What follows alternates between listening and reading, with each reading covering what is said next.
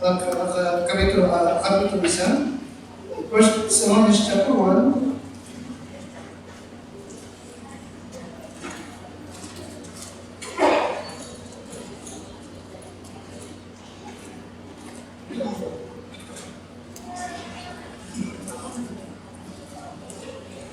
At ngayong gabi ay ibig ko pong ating ititignan ang ating church. Kung ito nga po ay strong church ng matatawag. Ng 1 Thessalonians chapter 1,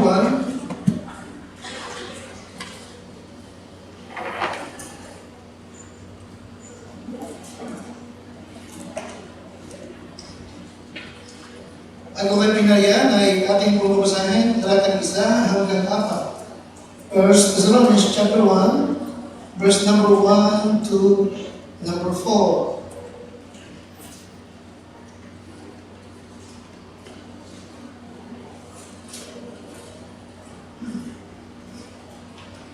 Okay, verse number 1 to number 4 at sabay-sabay na lang po tayo. 1 to 4. Ready? Basa.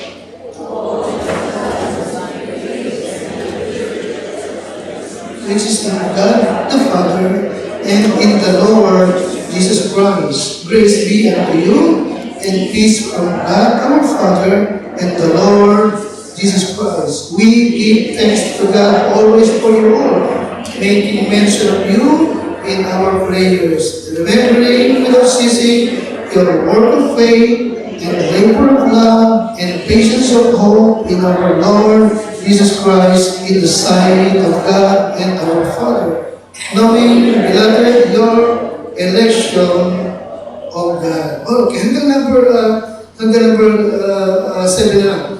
For our gospel came not unto you in word only, but also in power and in the Holy Ghost, and in much assurance, as you know what manner of men we were going to you for your sake. And you became followers of us and of the Lord, having received the word in masturbation with joy of the Holy Ghost, so that ye were an example to all that believe in Macedonia and Achaia. Now, itong Thessalonian church, hindi ito perfect church. Hindi siya perfect church. Pero ito po'y strong church. Ito po'y strong church. At sabi nga ni Pablo sa talatang 7 hanggang 8, so that you were examples to all that believe in Macedonia. Strong church. At sa pinagsilbing magandang halimbawa at hamon sa iba pang mga iglesia noong panahon na yun, ni Apostol Pablo. Kaya ngayong gabi, hindi lang ating ibig kong tignan natin gabi, no, ito pong sign of a strong church. Now, if you remember, in the book of Revelation, chapter 2 hanggang chapter 3, ay nagsalita ang ating Panginoon patungkol sa kondisyon ng 7 churches sa Revelation. Remember that? Alam niyo ba yan? At kanya pong tinukoy yung mga magagandang katangian ng ilang mga churches. Binanggit yung magagandang katangian. Pero pagkatapos doon ay binanggit din nga yung mga problema ng ilang mga churches na kailangan nilang bigyang atensyon. Are you with me? Amen? Kasi ba ito dito? Ano ba? Sa Ephesian Church, diba sabi ng Lord, I know their works, and their labor, and their patience. Diba? Remember that? Pero pagkatapos, binigit yung problema. Anong problema nila? But I have somewhat against it because thou hast left thy first love. Remember that? Amen? Meron siya magandang katangian, pero meron siyang problema nakita sa kanila. Anong problema meron sila? Iniwan yung unang pag-ibig. No, yung Sardis, ganun din. Binanggit yung magandang katangian ng Sardis, pero pagkatapos doon, binanggit niya yung problema. Yung problema ng Sardis, ano ba nun? Thou hast a name that thou livest. Kilala ka ng ibang mga simbahan dito na ikaw ay buhay na church, but thou art dead. Amen? Are you with me? Thou art dead. Ano ibig sabihin? Okay? Yung dalawa na simbahan, sabi niya may ginagawa, pero wala na kayong lakas. Paano yun? Wala na kayong lakas. Ano problema niyo? Okay? Ngayon, yes, ipinakikita ng Panginoon yung parang karamdaman. At pagkatapos, ipinakita niya yung kagamutan. Paano magagamot yung karamdaman nila. Sabi niya sa Christian Church, that was not the first love. Ibalamin, yun ang kanilang what? Sakit. Now, ano yung kanyang prescription? Remember from where thou hast fallen. And what? Repent. And what? Do the first works. Ibalamin kasi. Amen? Yung sabi sa ganun din. Thou hast a name na buhay. But thou art dead. Yun ang sakit. Anong kagamutan? Be watchful. If you start this church, be watchful and strengthen the things which remain. Okay? Magbatsak ka. Magbasit ka. At palakasin mo yung nalalabi mo pang lakas. Okay? Then, sabi niya, enter tayo. Nagsisi tayo. Now, ipinakita ng Lord na talagang maaaring mangyari na yung isang church ay mawalan ng lakas. Okay? Pero mawalan mo siya ng lakas, mapapalakas pa rin siya. Ipalang isa, mapapalakas pa rin siya in the Lord again at magpaprosper siya. Now, itong Thessalonians, ang magandang halimbawa ginamit ni Pablo rito. Para makita ng simbawang church kung siya'y malakas at kung siya'y may kahinaan, pwede pa siya lumakas. Nakikinig ka sa akin? Amen? At mag-prosper at maging successful sa mata ng ating Panginoon. Alright? Kaya ilang ibig ko sa akin, at di ating tingnan, ito mga, signs of what? Signs of a strong church. Yan ang nais ko. Na Calvary Bible Baptist Church ay strong sa harap ng ating Panginoon. Kaya ating tinan yung mga palatandaan. Okay, tayo tumayo at manalangin tayo. Alright, Brother Ernesto, hindi ba Ernesto ito ha? Pag-pray mo yung ating pag-uusapan ngayon.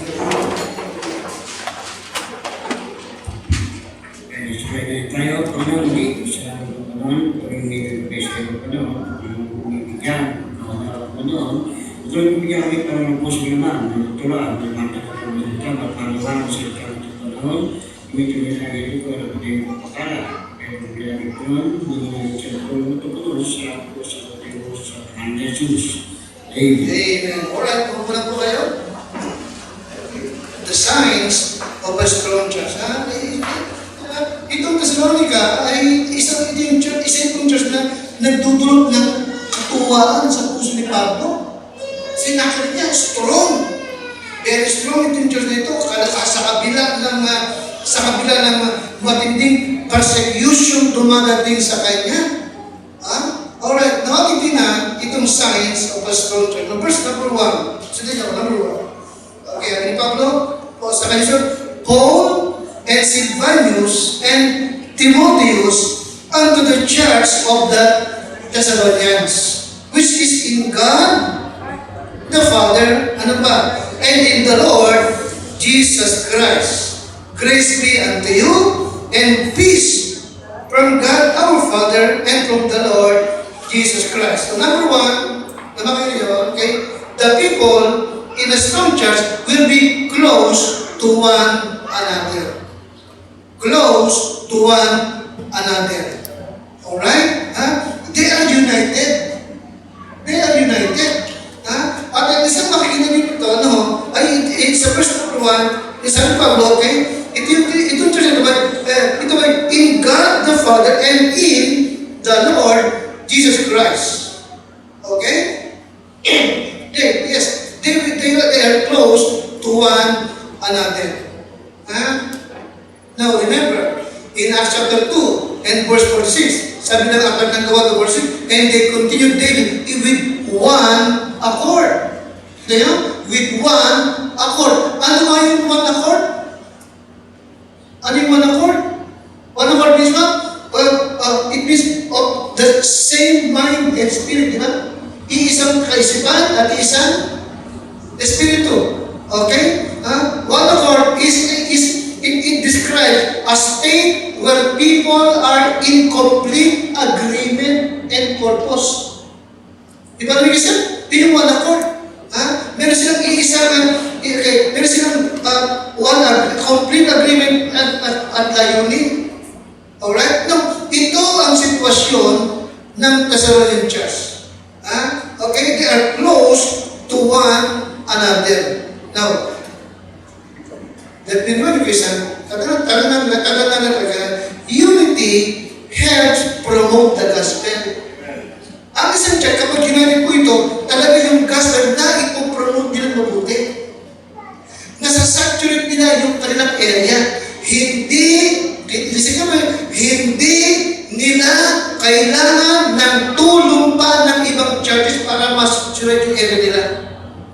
Di ba namin isa? Are you with me? Because every local churches is what? A complete unit. Ano sabi ko? Complete unit. Di ba namin? Na itatawid natin lahat ng ating needs. Tayo lang. Nakakapunda, nakakabili, nakakapagbid, nakakapagserta, nakakapag-support ng sariling missionary. Bakit? Hanggang ang church ay what? United. Di ba namin isa? So the people in the strong church will be what? Close to one another. Okay? Kaya sila be strong. No? Kaya ito yung ating magkaya. Tanda natin lagi. Okay? Unity helps what? To promote what? The gospel. Okay? And unity will bring growth in the church. May paglago. Nagpa-prosper ang church kapag sila po'y close to one another. Amen, Lisa? Amen? Mahirap lumago. Mahirap mag-project ang church kapag sa tuwing ang may proyekto ay meron pang mag-o-oppose. Na para bang kailangan talaga ng oposisyon. Kailangan may mag-o-oppose. Hindi tayo parang gobyerno. Amen, Lisa? Amen? Hindi tayo parang pamilya. Tayo ay isang pamilya. Amen, Lisa? And the people in the strong church will be what? Close to one another. Alright? At laging wording natin ay what? Okay? Yes, unity helps promote the gospel. It brings growth in the church. But discord brings division. Aling warning? Aling discord? Alitan. Pag may alitan, ito'y nabubunga ng pagkakahati-hati ng church. Hindi yung dapat nangyayari. Discord damage, okay, the ministry. Okay? And every church, it will never be what God would have them to be if there is no love. Okay? Ang Panginoon, meron siya talagang hangat sa Calvary. Ang Diyos, mahalagang meron tayong faith na meron siyang ibig nating maabot. Hanggang sa'yo dumating. At yun ang talagang layunin ko sa buhay. Lord, hanggang saan mo kami magagamit? Lord, hanggang saan mo kami kayang dalhin? Amen, Kristian? Lord, hanggang ilang bilang kaya ang kaya mong ibigay sa amin? Amen, Kristian? Amen? Lord, hanggang dito lang ba kami? Sabi ko yan. So help me, my Lord. Malaman namin kung hanggang saan mo kami magagamit. And then, Lord, Kristian, okay? The people in the strong church will be close to one another. At kapag tayo ay united, yes, meron tayong lakas.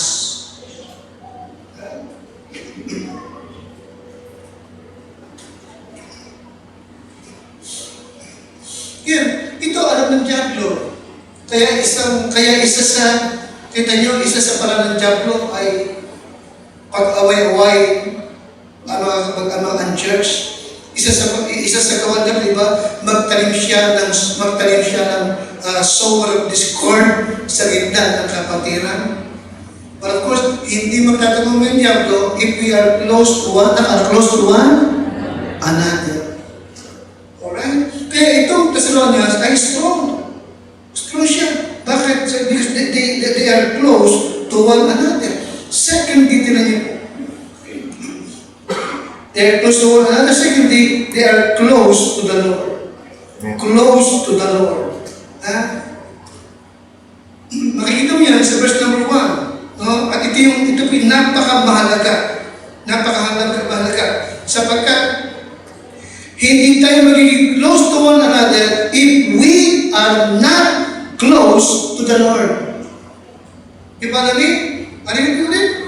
Hindi tayo magiging close sa isa't isa kung hindi naman tayo close sa ating Panginoon. Amen. Alright? Yun ang importante doon. Napasin yung church dito, binagin ko sa verse number 1, they are in God the Father, and secondly, they are in the Lord Jesus in. Now, ano yung pinapakita? They are saved.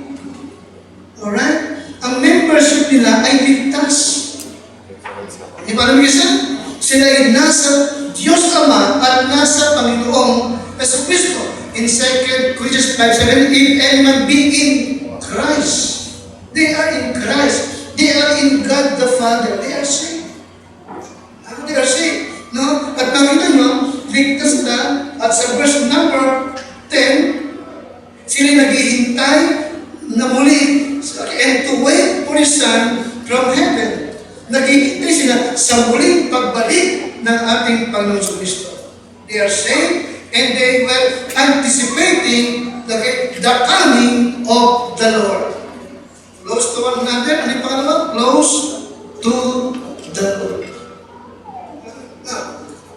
Ngayon, of course, muli natin evaluate ang ating church. At Calvary Bible Baptist Church nga kaya ay close to one another. Ano yung pangalawa? At Calvary Bible Baptist nga kaya ay close sa Panginoon.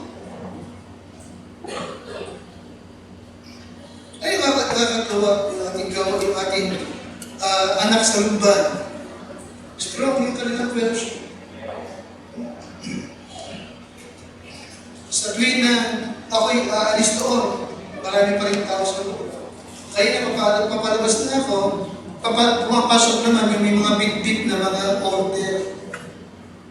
Mga orders ko, mga pagkain. Ay, para saan? Hindi kasi masyadong nakapag-celebrate ng Mother's Day, kaya mag-celebrate sila ngayon. Kaya niyo siya?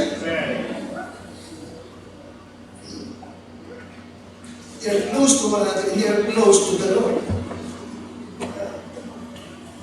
Pag-testimony. Amen? At talagang kailangan awatin mo pa.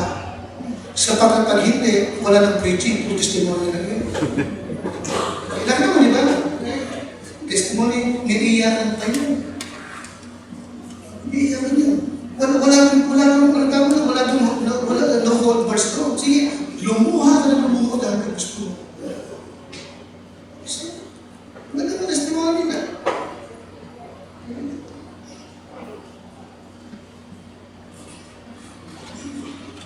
Ay na umaga, tsaka rin kami, dahil birthday ng anak ni Arla, sino ko? Kasi kumanta siya. Ano yung kinanta ni Arla? Ni Arla, empower me. Imagine ka, bata pero empower me. Ninja Turtle. Empower me. Empower me. Empower me.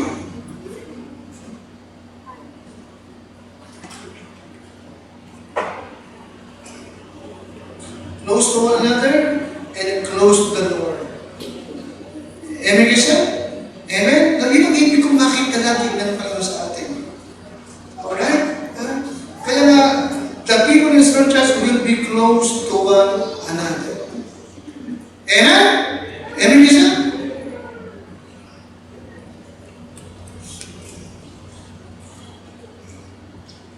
Hindi ko pa rin iwasan na maghabol. Pag nawawala ako dito, dati magulat ako ngayon, hindi siguro makapunta ko.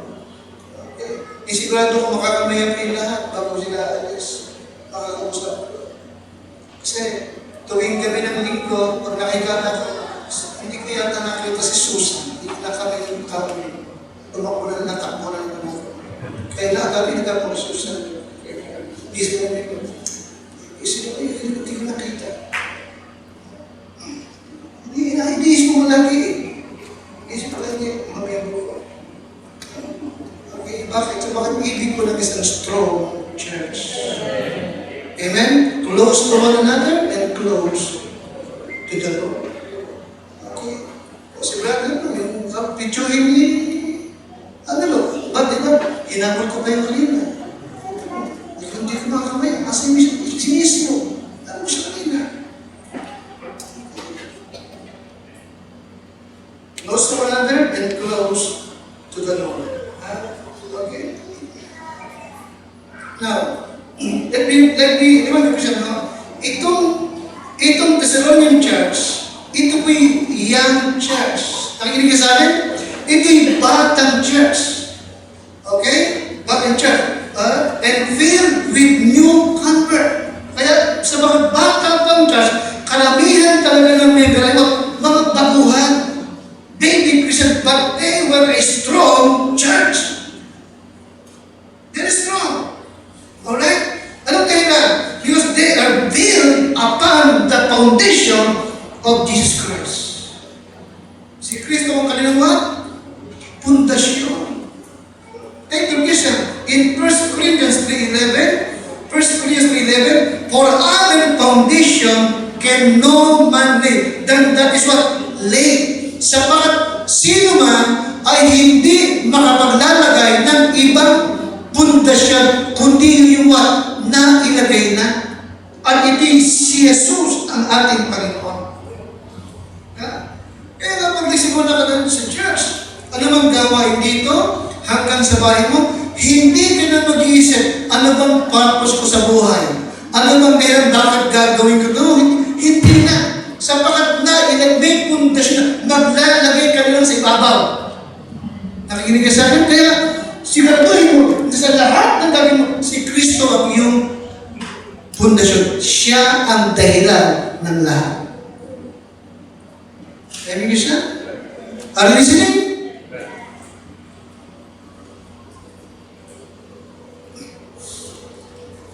Pag mawala yung ating purpose. Okay? Huwag matakpan ang ating mga mata. No? Okay, don't forget, no? Lagi nagdaan, no? Our duty is to please God.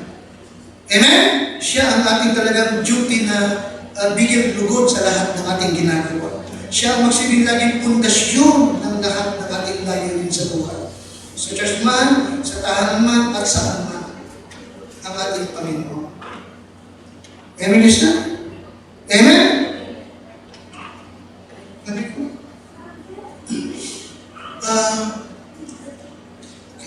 kung ipagpapalibon pa natin, yung Angeles na yun, gawin kong July o August pa, kawawa naman. Naumpisahan na. May tao na tayo. Amen? At kung hindi tayo magsasatsabe, kung hindi tayo makakatok, sino makakatok doon? Nakikinig ka sa akin? Sino? Okay. Na minsan nag-observe ako ang naroon ng mga JIL at mga saksi ni Jehovah. Lagi kong naalala yung sinasabi ng tatay, Pastor, paano yung analis ko? Sabi ng mga kabataan, Pastor, paano po kami sa analis? Sabi ko, huwag yung talala. Pupuntahan namin kayo. Amen? Then si Mark, bago umalis din, Pastor, paano po kami? Okay yung talala. Amen, you said?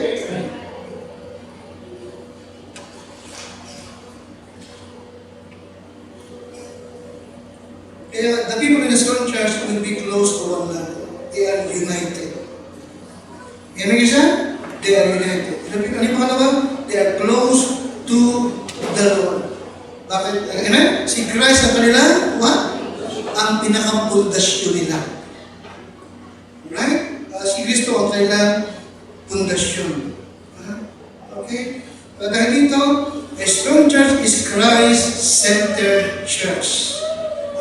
A strong church is a Christ-centered church. They preach Christ, they live Christ. Amen?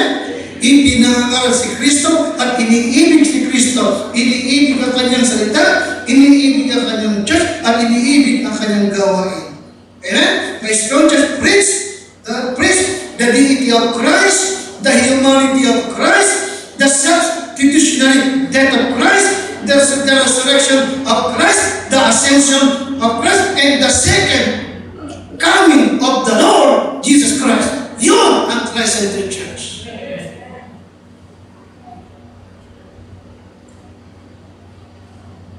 Now, tingnan mo, sa pag-close sila sa isa't isa, at close sila sa Panginoon, makita niyo, pangatong bagay, yung growth, the growth of a strong church.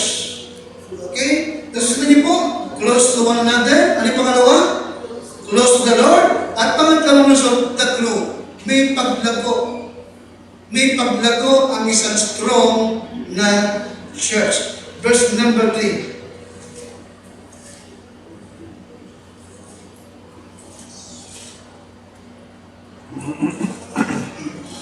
Alright, tayo na.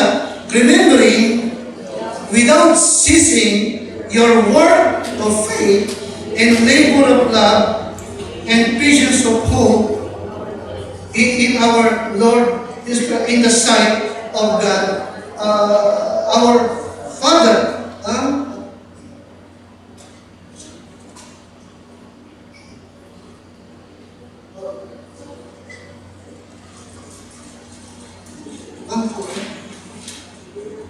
In verse number 4, yes, knowing, brethren, beloved, your election of God. For our gospel came not unto you in word only, but also in power and in the Holy Ghost and in much assurance, as you know what manner of men we were among you for your sake. Yes, kaya naman the growth of a strong church. Una-una, tingin po, yung kanilang faith ay lumalago. Lumago yung kanilang pananampalataya.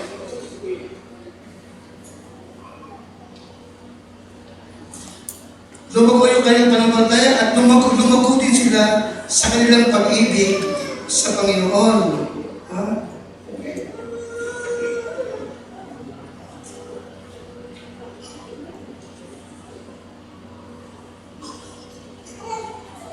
No, sa mga pastor, isa sa kanyang kagalakan ay yung makita niya yung growth and maturity ng kanyang mga miyembro. Ganun din si Pablo, yun ang kanyang kagalakan. Ikinagagalak niya na makita itong paglago ng mga tao ito sa pag-ibig at sa kanilang pong pananampalataya sa Diyos. At makita niya, itong mga taong ito ay naghihintay sa muling pagbalik ng Panginoon. And that is also verse number 9. Give number 9. Right na. For they themselves show us what manner of entering we had unto you, and how you turn to God from what? From idols. Maliwanag na itong mga tao ito ay talagang dating mga sarado. Dating talagang maranamba sa Diyos-Diyosan. Nakita niyo po? Pero sapagat nakarating yung gospel sa kanila, tinalikuran ng Diyos-Diyosan to serve what? The true and the living God. Nakita niyo po? May paglago sa pananampalataya at pero silang paglago sa pag-ibig sa isa't isa at pag-ibig sa ating Panginoon. Okay, kaya tayo, ang Calvary ba? Ang Calvary ba ay close to one another? Pangalawa, ang Calvary ba ay close to the Lord?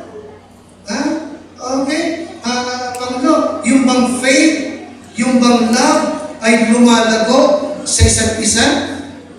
Ito yung bagay na ibig ng Diyos makita sa isa't isa atin. Lumalago ang faith, lumalago ang pag-ibig. Okay? Pag-ibig saan? Pag-ibig saan? Okay, to one another at maging sa ating Panginoon sa Kristo. Ulitin ko itong John 15, number 12.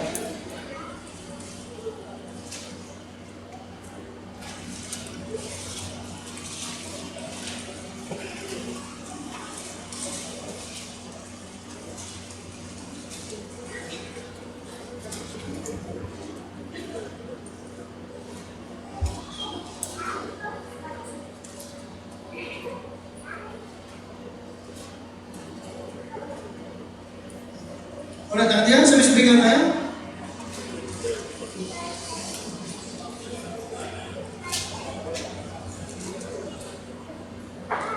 Tayo po lahat, ready?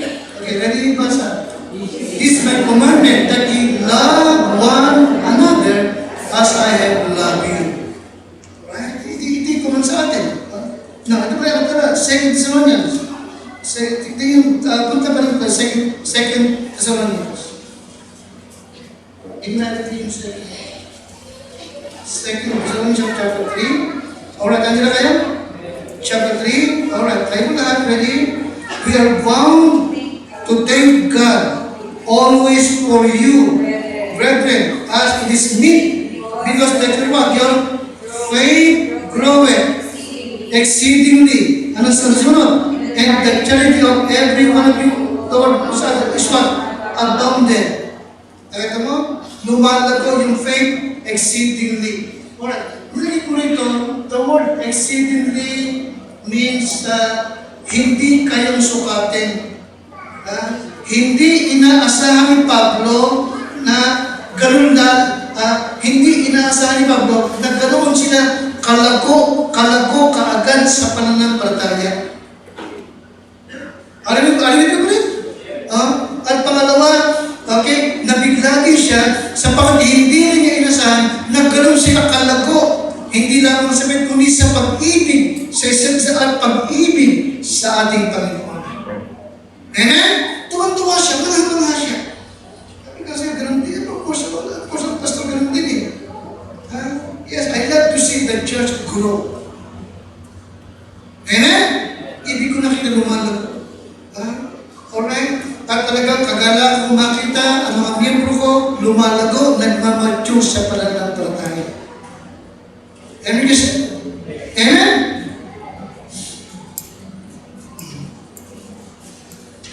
Sa ba? May mga ibig mag-alas sa Bible school. May work siya. Gusto mag-alas sa Bible school. Totoo ako. Pero isang totoo ako sa inyo. Gusto ko sana mga lalaki ang magsusulete. Talagang blessing ang mga kababaihan na full-time nakakapagturo. Pero siyempre, kailangan ko na mag-preach. Hindi ko pwede mag-preach siya ako sa Angeles. Hindi naman sa Kimber ko. Gusto ko Kimber. Kakapagpapatan niyo. Gusto ko sa Bible School. At gusto talagang makapag-serve sa Panginoon. Yan yung isa. Ibang, hindi mo akalain na gano'n siya kalago. At gano'n kasi yung mag-ina, yung magnanay, na mag-serve sa Panginoon.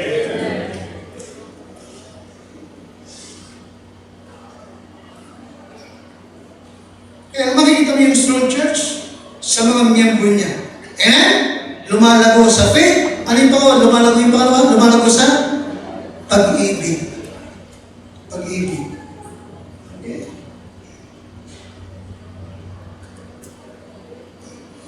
Kapag ang church ay lumalago sa faith at lumalago sa pag-ibig, listen carefully, it will not go unnoticed.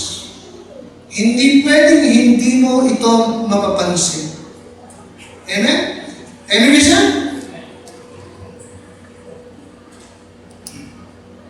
I think the Lord, masakit na wala ng miyembro, masakit na maagang umalis si Brother Paulo. Kakalungkot, pero yun ang kalooban ng Lord. Amen?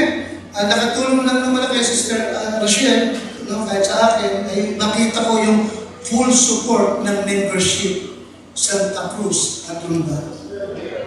Ibig sabihin, yun ang isang nakagaan ng loob sa name of God. Faith and love ng kami. Honestly, is okay ba? Hindi bihirang makita ito sa ibang simbahan. Thank God. Napatunayan natin. Yes. No? Their love was growing. No? O pangatlo din po. Sapagat sila po close to one another, close to the Lord.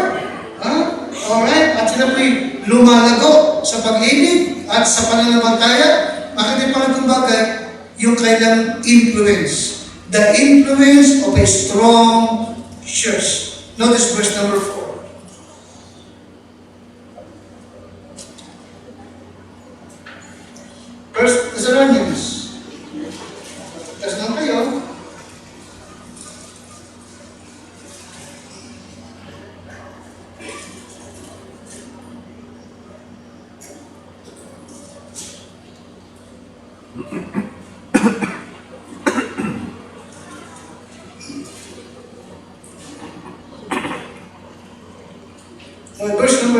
Verse number 6 to number 7. Tayo po lahat.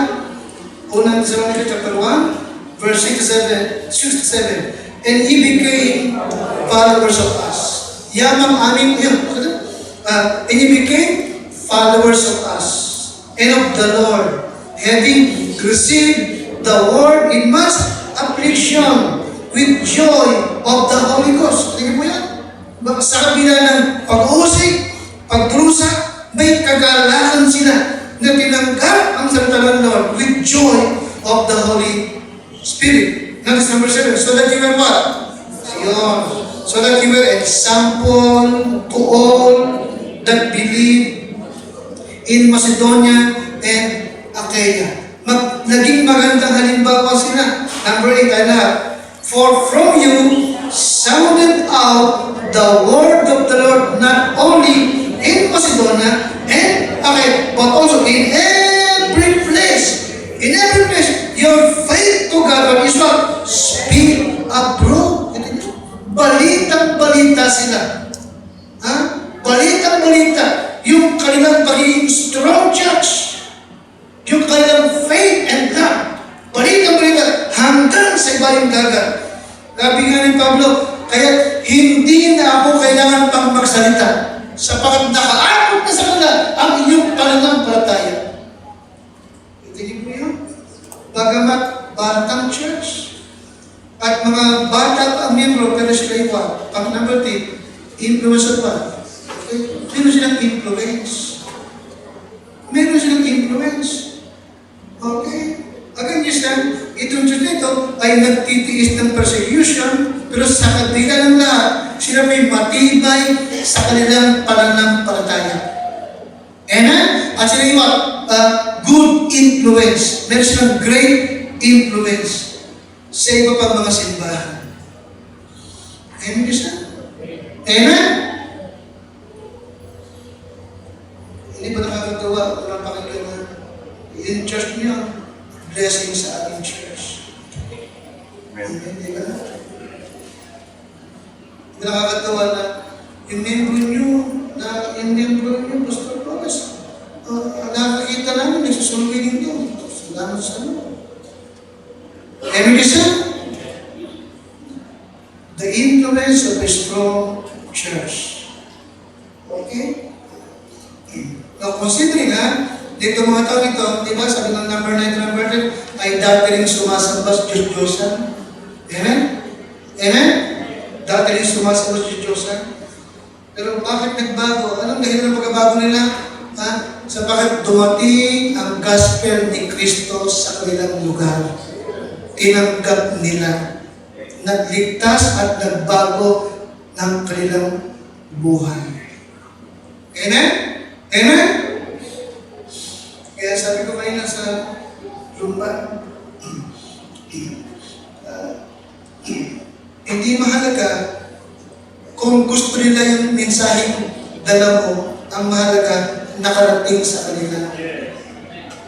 Amen, Christian? Amen? Magkamisan, hindi mo na kailangan pagandahin pa ang mensahe. Kasi mensahe na yun. Romans 3:10, Romans 6:23, amen? Amen? Revelation 20:14, hindi mo na dapat pagandahin pa yun. Basta ibigay mo yung salita. Amen? Ibigay mo yung salita. Okay? At hayaan mong gumawa ang salita. Sapagkat ang Word of God ay power. Amen, Christian? Hayaan mong gumawa ang Word of God. Okay? Ikaw ang tagapaghatid, ang Diyos ang siyang magliligtas. Amen? Amen? Huwag mo lang nalampasan ang bawat bahay. Bigyan mo ng pagkakataon. Amen? Bigyan mo sila ng opportunity na makapakinig. At Diyos ang siyang magliligtas. Okay? Yes, ngayon, ang ating ministry every Saturday ay nasa duhat muli. Malapit sa dating bahay ng Brother Lord. May mga area doon na napapasok natin ngayon na mga hindi ganun kagabi dati ang bahay. Kasi ang nakasalakit ako ay kulang tayo ng tao ngayon every Saturday. Amen? Kaya sabi ko, siguro, hanggat bakasyon, yung mga young people natin, huwag kayong mag-commit sa mga liga-liga. Walang reward sa heaven dito sa liga. Pan-traffic lang kayo. Parada yung mga stasyon dito, makita ng bumbero, sasagasama kayo mga yun.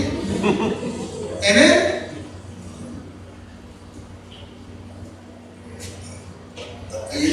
Kayong magpasunog sa araw sa liga. Okay? Hindi ba nagsunog sa araw, nasunog sa winning in evangelism. Amen? Magsilbing influence tayo. Amen? Maging kasangkapan tayo Diyos kung paano mga tatang makapakinig pa ng gospel at maligtas pa. Okay? Yes, the influence of a strong church. Okay? Again, sa verse number 10, they are waiting for the Lord from heaven na siyang muling magbabalik. Yes, Christian, they were looking to the fulfillment of Christ's promised return. Ano ka? They were looking to the fulfillment of Christ's promised return. Amen? Batang church. Mga bagong mananampalataya. Okay? Pero natuto sila, alright, sa katotohanan na si Jesus ay muling magbabalik. Amen? Amen? At ito yung power na nakita na bakit tumalikod sila sa Diyos-Diyosan at ngayon naghihintay sa muling pagbalik ng ating Panginoon sa Kristo. Amen? Ito yung nagpalago ng kailang pag-ibig sa Panginoon. Ito yung nagpalago ng kanilang pananampalataya. Ito rin yung nagpatibay ng kanilang fellowship to one another. At ito rin ang dahil bakit sila close sa ating Panginoon. Okay? Yung pangako ni Kristo siya muling magbabalik.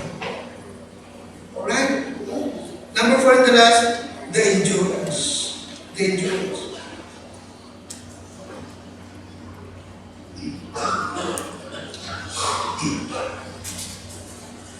Second Thessalonians chapter 1 and verse number 4.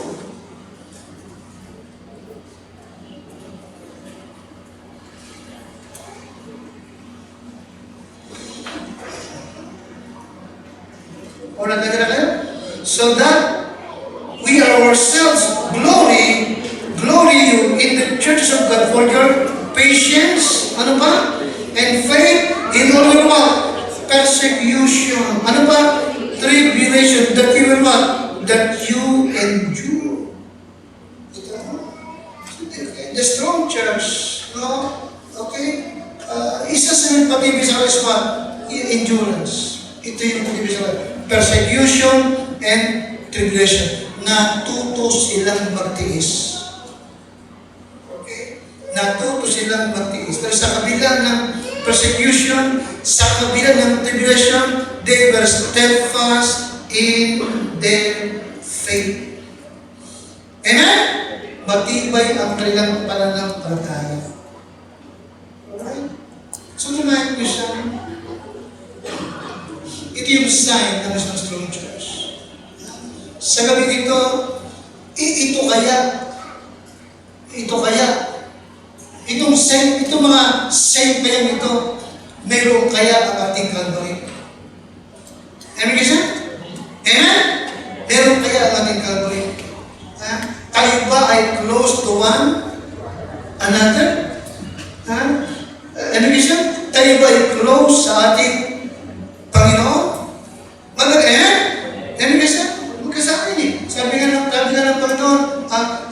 Panginoon, sinasabi niyo, iniibig niyo ako, hindi naman niyo maibig yung inyong kapatid na araw-araw yung nakikita. Hindi ba? Amen? Kapag isang Kristiyano ay close to the Lord, hindi pwede hindi yan close to one another. Alright? Okay. Pangalawa, lumalago ba yung ating faith?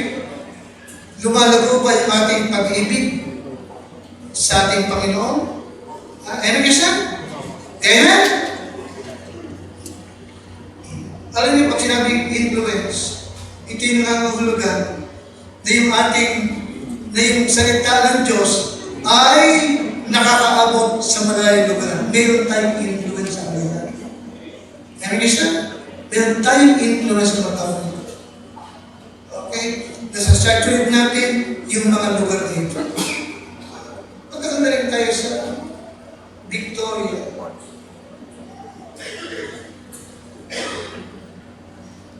Pero sa mga pagpunta natin sa Victoria, wala rin akong napansin ibang Bible Baptist Church. Nakikita dito. Okay. I'm hoping this coming Wednesday, marami tayong young people pa makakasama. Amen, Christian? Amen? The influence of the strong church. Doon nakikita yung ating strength. Alright? Kapag talagang nasaturate natin hanggang doon sa Victoria. Amen, Christian? Yes, may endurance, may persecution, may hirap, pero doon din nasusukat yung lakas ng church. Kaya niyang magtiis. Amen? Magawa lamang ang ipinapagawa ng ating Panginoon. Nawa makita ng Diyos sa inyo din na ang Calvary Bible Baptist Church ay strong church. Amen? Amen? At of course, makikita yun sa iyo. Strong ka ba? Lumalago ba yung pag-ibig mo? Lumalago ba yung pananampalataya mo? Tayo mo natin ito.